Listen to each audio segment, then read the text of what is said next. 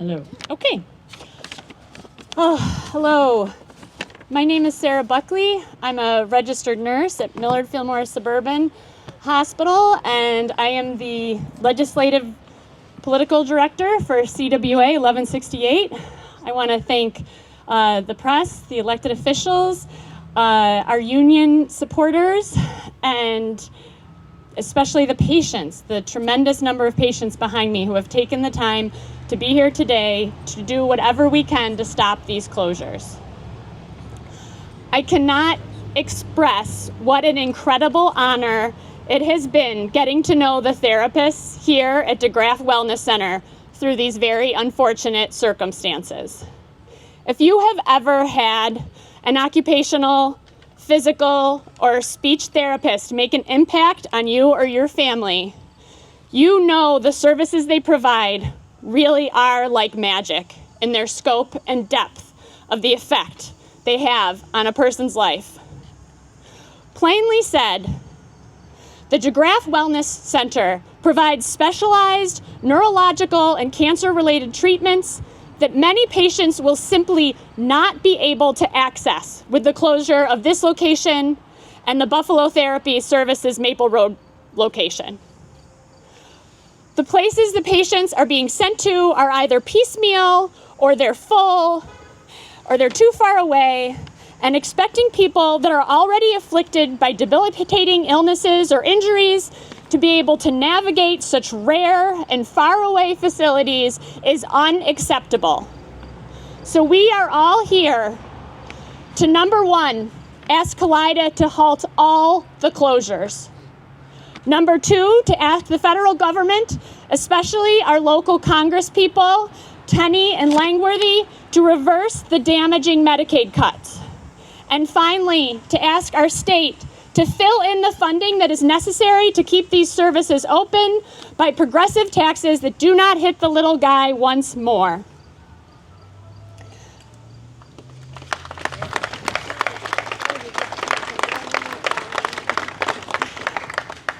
Without further ado, I want to introduce Josette Alfano, physical and lymphedema therapist at DeGraff Wellness Center.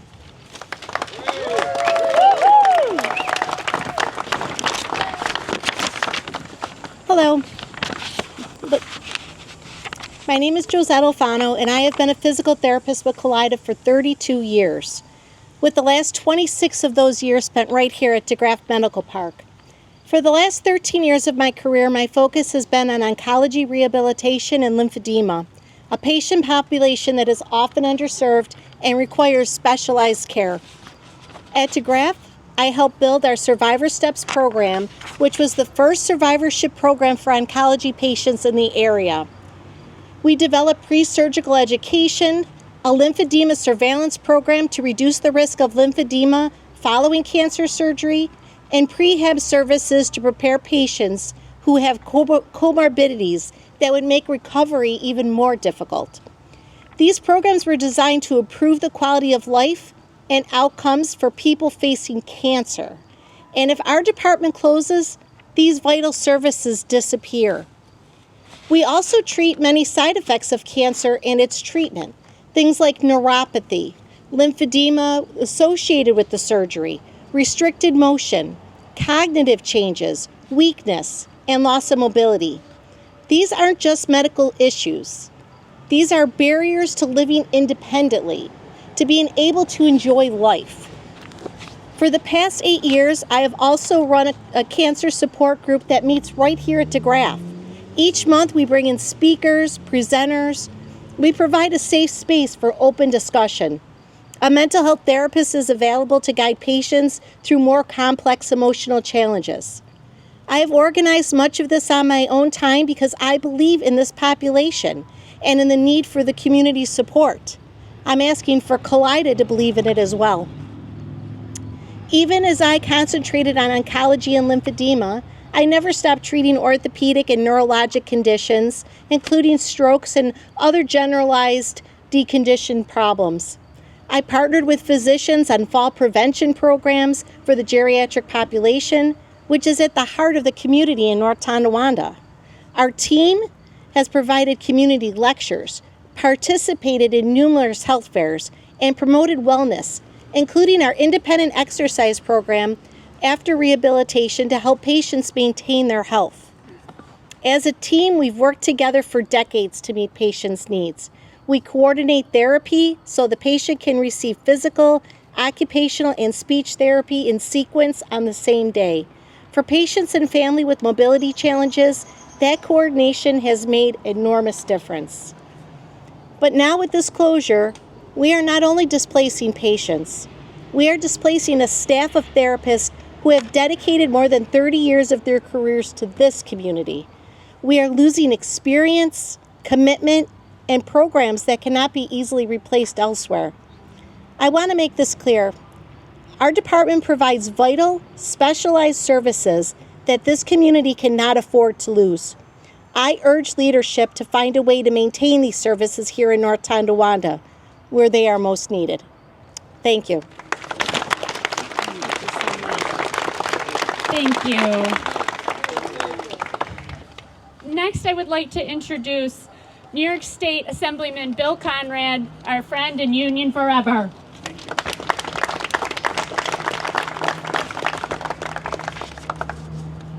I think all of us here today share a belief that healthcare is infrastructure for our workforce, for our communities. And I keep hearing about this site particularly being a community hub for its patients. And I appreciate all of you for coming here and making yourself known to the public of what the real effects of this is. Indeed, healthcare is a basic human right. And these clinic closures we're anticipating will be devastating, but I'm afraid they will not be the last. DeGraff isn't alone. Kaleida isn't alone. These healthcare professionals aren't alone. Recently, as a Western New York delegation, bipartisanship involved here, met with all of the heads of the major hospital networks, Catholic Health, Kaleida, Roswell, you name it. And we sat down and we talked about what the impact of these cuts are. And the reality is, this is the reality. When you cut these things, these folks are going to go without. We all feel the impact. Those of us who don't lose coverage, who aren't losing their jobs, who aren't left with providers, we still will all be affected because we strip bare our healthcare system, cutting the essential plan, widening the Medicaid gap, threatening nursing homes, shuttering outpatient clinics like here. The burden comes in a form of increased cost to the insured.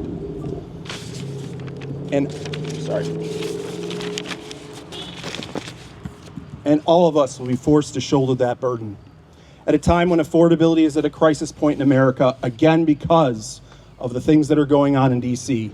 We can expect our healthcare premiums to go up too. Here's my promise, and I think Sarah already mentioned it. I always stand on the side of labor. I always stand on the side of patients, and I always stand on the side of our community. Here's my promise. I join my friends here in imploring Kaleida Management to work with its dedicated employees, its partners in the region's healthcare landscape, the insurance companies, and we lawmakers here in Albany, well, Tonawanda, to secure funding we so desperately need so that we can keep facilities like this open, keep people working, keep treating patients, no matter their ages, locations, prognosis, personal finance means. And for my part, I vow to continue the state's fight to mitigate the slashing of Medicaid. It's our duty as healthcare providers, labor organizers, and legislators, while others might be satisfied to abandon the obligation to care for the public, essentially our most vulnerable, the sick, the young, the aging, the poor, and the traditionally underserved. We can't and we won't be. Thank you. That's right. Thank you. Next, I want to invite Elaine Polino, speech language pathologist from DeGraff Wellness Center, to speak. Thank you, Elaine. Thank you. Put this over here. Thank you. Hi, my name is Elaine Polino. I am the speech therapist at DeGraff. I've worked here for 37 years. I am here today, definitely out of my comfort zone. This is not my comfort zone. I'm comfortable working one-on-one with patients, not in front of a crowd. But I feel that I needed to voice my support for the value of our services here at this clinic and to voice concern for the void that will be created by the clinic's closing. I will never forget early on in my career when I was working with an ALS patient, a young gentleman. The disease had progressed and he could no longer speak. So we were working on getting him a communication device, an electronic communication device. And as we were practicing using it with him one day, he typed out, "Thank you for giving me my voice back." Right then and there, I knew I had chosen the right profession for me. And I have enjoyed working with all my patients and my work family. It's been wonderful. Sorry. All right. But now with these clinic closures, I'm truly worried for the adult patients who are in need, especially of speech therapy. I work with adults who have had strokes, head injuries, concussions, varied neurological diseases such as ALS, MS, Parkinson's. Both here and at the other site on Maple, there has been a wait list, a very long wait list for speech therapy services. 20 or more people on the list at all time that have needed to be seen for evaluations or therapy. And there's 4.5 speech therapists at that site. So we're going to be out 5.5 speech therapists in this area. 5.5 less to see adult patients. There are a limited number of outpatient clinics that provide adult speech therapy, and even fewer that provide all 3 therapies at the same site like ours does. For patients who have suffered a stroke, they're often dealing with debilitating effects following their discharge that warrant all or a combination of therapies. They often have physical impairments, visual perceptual impairments, visual deficits, communication deficits, swallowing issues, and cognitive deficits such as difficulties with their memory or their attention. They often rely on the care of others and most always the transportation of others. Therefore, traveling to multiple sites for therapy would be very challenging and highly unlikely, especially during our harsh winters. Another concern is that we have quite a few younger patients who have suffered strokes or head injuries that want to or need to return back to the workforce.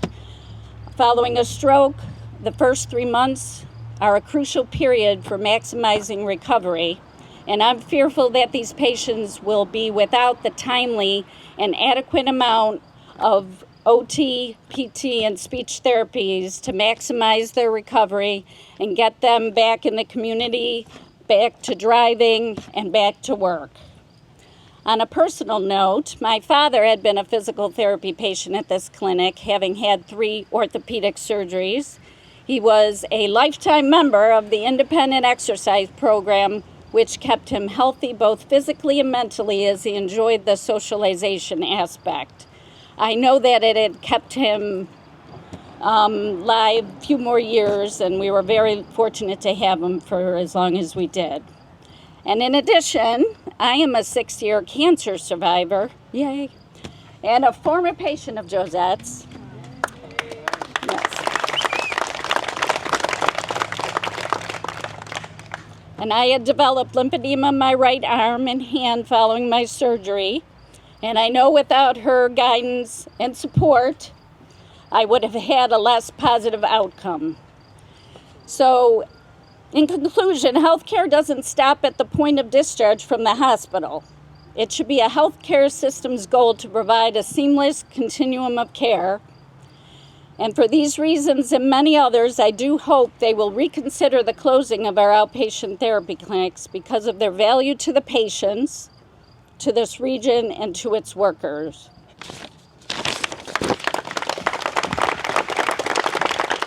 Thank you so much, Elaine. I used to think that speech therapists only helped kids say their R's better or something until my family was afflicted with a TBI and also receives therapy that is life-saving at one of these places they're closing.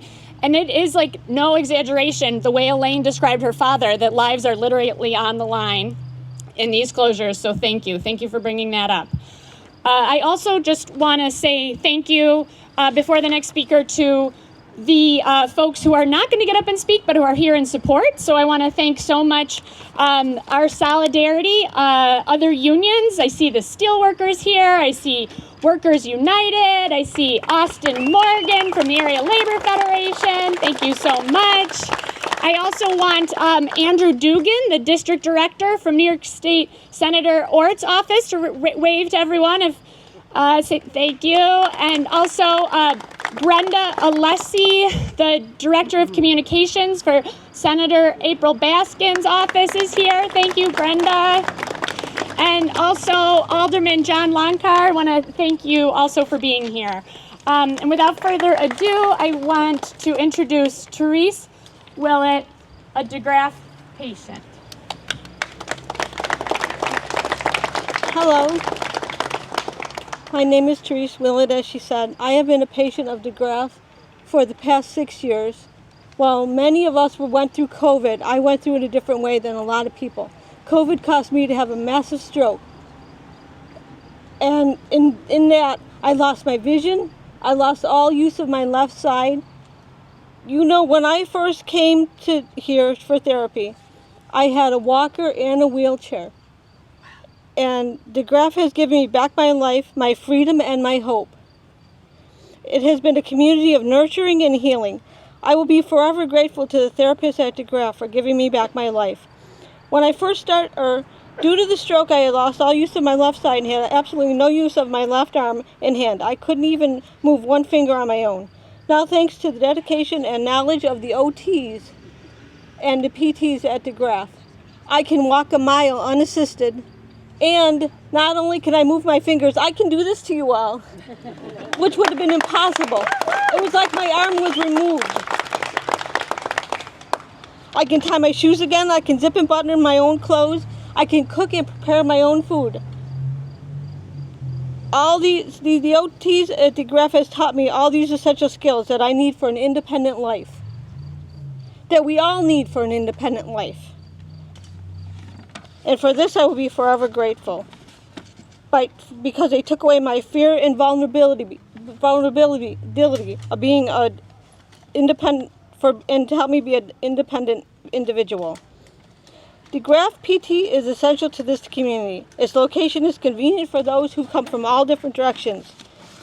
The easy accessibility to the building is just what is needed.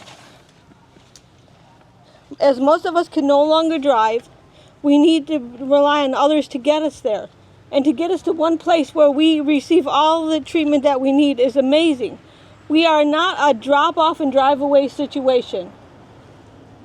We need to have assistance to get us in to the building. As many of us know, the hardest part of therapy is getting there and doing the hard work that is needed to get us well. DeGraff PT offers this to its community, and while I hope that none of you ever have need of it, I hope that if you do, it is there for you. It has been essential in my life and in the life of my family. This stroke took my whole family off guard. They told me I had a 7% chance of survival. I have a family, I have grandchildren, I have everything. And here I am, thanks to this community. I will never forget it.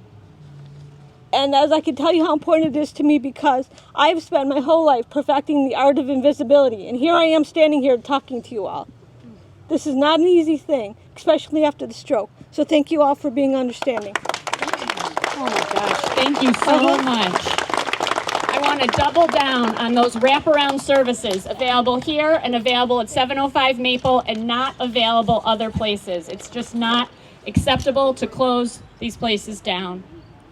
Without further ado, I want to introduce another hero here, another patient willing to speak up, Karen Hennigan. Can we hold it for you? Thanks. No. Yeah. Hi, my name is Karen Hennigan, and I'm here to let you know the negative impact on my life and health closing this facility will have on me. 6 years ago, I developed breast cancer. 5 years after that, I developed lymphedema in my right arm. For the past 2 years, I've been dependent on the specialized care of lymphedema therapist Josette Alfano. This is not a common service. Lymphedema care is an underserved field, and there are very few certified therapists in our community. None are close to where I live. Without this therapy, my condition worsens. It is not optional, it is essential. Last year, I underwent a lymph venous transplant, a surgery that is very new to the Buffalo area. In order for this surgery to succeed, I require ongoing, highly specialized follow-up care. Only certified lymphedema therapists can provide this treatment. Right now, I receive that care here at DeGraff. If this department closes, where am I going to go? I'm also speaking to you as a retired employee of DeGraff. I worked here for over 40 years as an ER nurse. I retired because of the upcoming closure of the hospital itself. Now, after giving decades of service to this institution, I find myself once again facing loss, the closure of the very therapy department I depend on to live life with dignity. DeGraff is more than just a therapy site. It is home to a cancer support group, initiated and run by Josette. It meets inside the therapy department every month. More than 20 people attend each session, and a mental health therapist guides our conversations. This group has been a lifeline for me, and many others. It is a place where we share, where we are understood, where we find strength. If this department closes, that safe haven disappears. I stand before you today with one question. Where am I going to go? Where will any of us who go and rely on these services? I need care that is close to home, care that is accessible, and care that ensures the investment I made in my surgery is not lost. The closure of this department is not just about me. It is about every patient who lives with lymphedema, every cancer survivor who needs support, and every person in this community who depends on specialized, compassionate care. DeGraff has always stood as a beacon for this community. If this door closes, it leaves behind not just an empty building, but patients with nowhere to turn. And just FYI, Josette conducts the support group with no financial help ordained from Kaleida. She goes above and beyond our therapy. This department should never be closed down. Thank you so much, Karen. Thank you. So this is another very specialized, very rare service, the lymphedema physical therapy, that is also at the 705 Maple Road, that is also closing, that is very difficult to access. And I just want to say, the therapists here combined have hundreds of years of experience, of dedication to their patients, to Kaleida Health, and to their community. And we all know what an extraordinary, special community North Tonawanda is. And it is not right to have their healthcare services taken apart. And no one knows this better, or who's been a better advocate for DeGraff and for North Tonawanda than Mayor Austin Tylek. Good afternoon. Thank you all for being here today. Most importantly, thank you to our union leaders and members for organizing. This is a very critical day in the history of North Tonawanda. DeGraff has been a cornerstone of care in North Tonawanda for generations. Many of us remember when this facility provided a wide range of services for all of our families and surrounding community members. But over the years, more and more of these services have been taken away from us, forcing our 32,000 residents to travel far outside of our community for essential health care they once had right here. The planned closure of DeGraff's outpatient therapy program is another serious loss. It doesn't just impact the staff, including physical, occupational, and speech therapists, along with clerical workers, but more importantly, their patients. These are people who rely on specialized lymphedema therapy or who depend on consistent, affordable access to therapy and the equipment that keeps them moving forward to recovery. For them, this is not just about convenience, though. It's about their health and quality of life. And our message from local leaders today and organizers is clear. Healthcare is essential, and our community deserves access to it close to home. We're asking Kaleida to pause these closures and work with everyone to find solutions. We are asking our partners at every level of government to help ensure funding and policies are there to keep these services available. North Tonawanda, we are here to be a part of the solution. We owe it to our residents, our patients, and our healthcare workers to protect and preserve access to quality healthcare in our community. Thank you, everyone, for being here today. Thank you. I also want to thank Erie County Democratic Committee Chair Jeremy Zellner for being here, and I would like to call up Adam Fogel from Congressman Tim Kennedy's office. Thank you for being here. Thank you so much, Sarah. Thank you to CWA. Thank you to everyone in organized labor coming out and showing your solidarity. And thank you to our partners in government, local, state government, working so hard on these issues. The congressman couldn't be here today. He's in Washington voting, but he asked me to be here on his behalf. And I think some of you may know, but if you don't, the congressman before he was a congressman, long before, he was an occupational therapist. And his wife is a physical therapist, and his mother is a nurse. And so this issue and this type of service that we're talking about here today really hits close to home for him and his family. When he practiced occupational therapy full time, he worked with geriatric patients at nursing homes, and he actually met his wife at Bornhava School in Amherst, working with children with special needs and developmental disabilities. So he really understands the impact that this will have on the patients. He understands the impact that this will have on the community. And he has been working since his election to Congress to fight back against these cuts to health care. And as we all know, just a couple months ago, a big, ugly bill was passed. It cut $1 trillion to health care. It cut Medicaid. It cut Medicare. And it cut the Affordable Care Act. And as a result of those cuts that we warned about, this is what we're seeing. And this is just the beginning. And he has just one simple message that he wanted me to deliver today, and that is cancel the cuts, period. Cancel the cuts. And there's an opportunity to do that. Right now in Washington, there's a bill that's coming to the floor of the House. It'll be discussed over the next couple of weeks in the Senate. A simple bill to keep the government open. And all the Democrats are asking for is a reversal of those cuts, to end the cuts to Medicaid, to ensure that millions of Americans on November 1st are not kicked off of their health insurance as a result of the Affordable Care Act tax credits that are set to expire.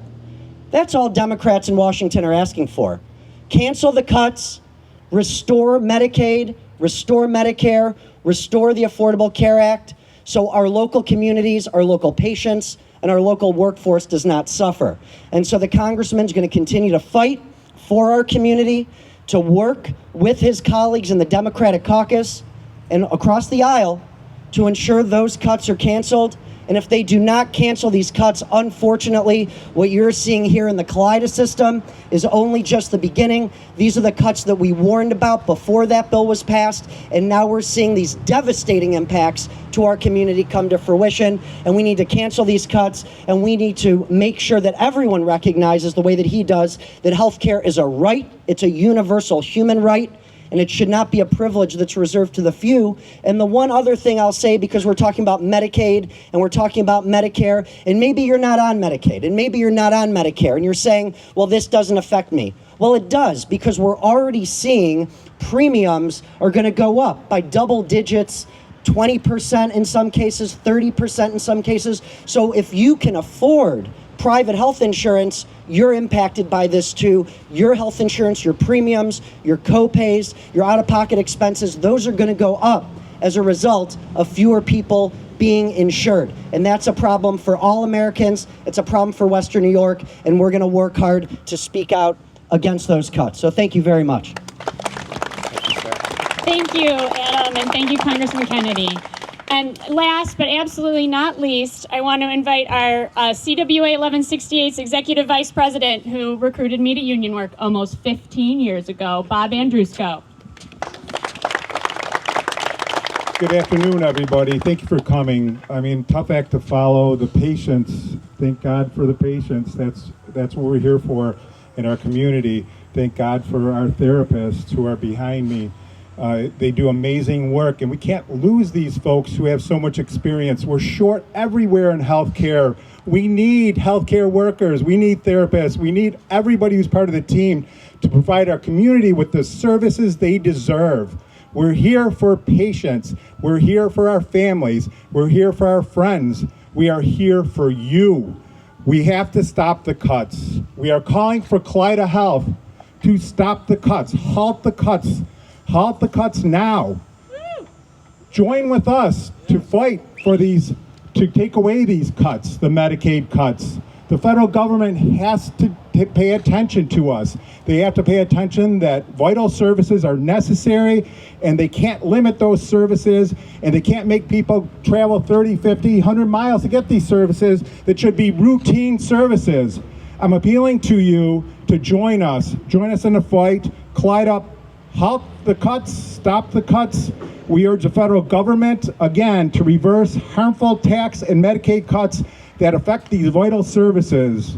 We also call on state government to address the Medicaid cuts and to join in this fight to get our services back. This is just the beginning, folks.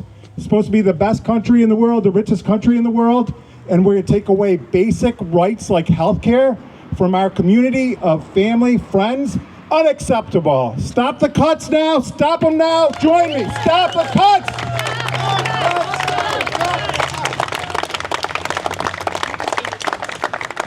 All right, do we have any questions? When is the scheduled closure of this facility? November 10th. You can be here. No, that's right. Any other questions? CWA recently renewed a contract with Kaleida. Was DeGraff in this part of those conversations, and how did those go?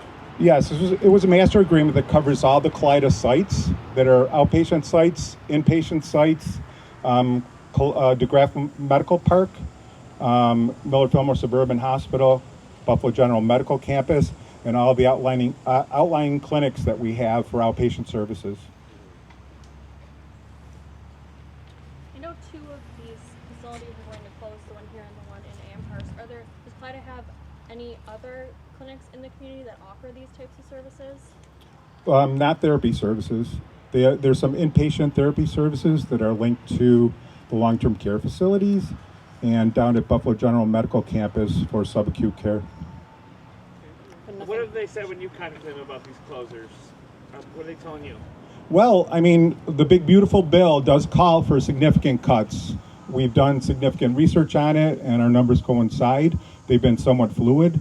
There's the big managed care organization tax that's hitting 1/1/2026. That's going to have a huge impact on finances.